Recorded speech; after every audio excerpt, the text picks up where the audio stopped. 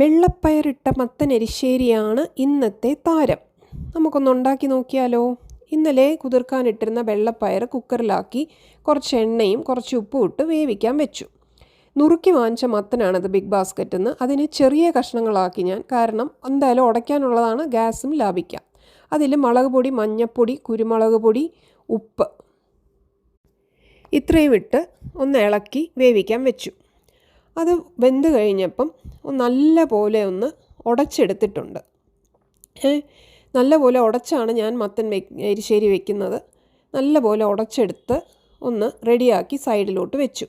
അപ്പോൾ വെള്ളപ്പയർ വേവിക്കാൻ വെച്ച് കുറച്ച് കഴിഞ്ഞപ്പം അമ്മ വിളിച്ച് ഒരു മരണം പറഞ്ഞു, ഒരു അകന്ന ബന്ധുവിൻ്റെ. അപ്പം ഞാൻ ആ കുക്കറിൻ്റെ ശബ്ദം കേൾക്കണ്ടെന്ന് പറഞ്ഞ് ഓഫ് ചെയ്തു. എനിക്ക് എത്ര മിനിറ്റ് ആയെന്നോ അത് വെന്തോ ഒന്നും അറിയില്ല. അപ്പോൾ ഞാൻ തുറന്നുമില്ല. എല്ലാം ഫോൺ വിളിയൊക്കെ കഴിഞ്ഞ് തുറന്നപ്പോൾ കുഴപ്പമില്ല, കുറച്ചൊന്ന് വേവ് കൂടിയെന്ന് തോന്നുന്നു. എന്നാലും പ്രശ്നമില്ല, നന്നായി കിട്ടിയിട്ടുണ്ട്. അതിനെ ഊറ്റിയെടുത്ത് ഈ ഉടച്ച മത്തനിലോട്ട് ചേർത്തു.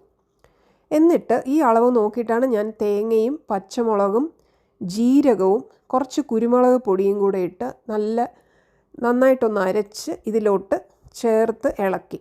എന്നിട്ട് കുറച്ച് നെയ്യ് ഒഴിച്ചു. എനിക്ക് നെയ്യ് ഒഴിവാക്കാൻ പറ്റില്ല, അതിൻ്റെ മണം വേണം. ഇത് തിളയ്ക്കുമ്പോൾ നല്ല മണം വരും നെയ്യിൻ്റെ. അത് കഴിഞ്ഞ് കുറച്ച് വെളിച്ചെണ്ണയിൽ പിന്നെയും നെയ്യ് ഒഴിച്ച്, നെയ്യ് മാത്രം ഇട്ടും കടുക് വറുക്കാം കേട്ടോ. ഞാൻ പിന്നെ തേങ്ങയൊക്കെ ഇടുന്നതല്ല, അപ്പോൾ ഒരുപാട് നെയ്യാവും, അതുകൊണ്ടാണ്. അപ്പോൾ കടുകും മുളകും പൊട്ടിച്ചിട്ട് തേങ്ങയും ഇട്ടു. കരിവേപ്പില ഞാൻ കുറച്ച് കഴിഞ്ഞാണ് ഇട്ടത്, ആദ്യമേ ഇട്ടാൽ കരിഞ്ഞു പോകുമെന്ന് വെച്ചിട്ട്.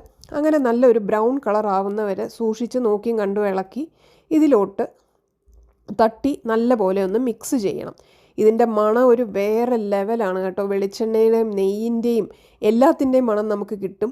ഞാനത് രണ്ടും കൂടെയാണ് മിക്സ് ചെയ്താണല്ലോ കടുക് വറുത്തത്. അങ്ങനെ പയറുപ്പേരിയും ഈ എരിശ്ശേരിയും പപ്പടവും കാച്ചി ഞാൻ ഒരു ഇലയിലങ്ങ് ഊണ് ഒപ്പിച്ചു. നല്ല ടേസ്റ്റായിരുന്നു. എരിവ് കുറച്ച് കുറഞ്ഞോന്ന് ചോദിച്ചാൽ എനിക്ക് അത്രയും മതി എന്ന് തോന്നിയോണ്ടാണ് 2 പച്ചമുളകേ ഇട്ടുള്ളൂ. പിന്നെ അതിൽ മുളക് പൊടി വേറെ ഇട്ടില്ല. അതുകൊണ്ട് നല്ല ഒരു ഊണായിരുന്നു. പപ്പടവും കൂടെ കൂട്ടിയപ്പോൾ നിങ്ങൾ ഉണ്ടാക്കി നോക്കുക. ഓക്കെ.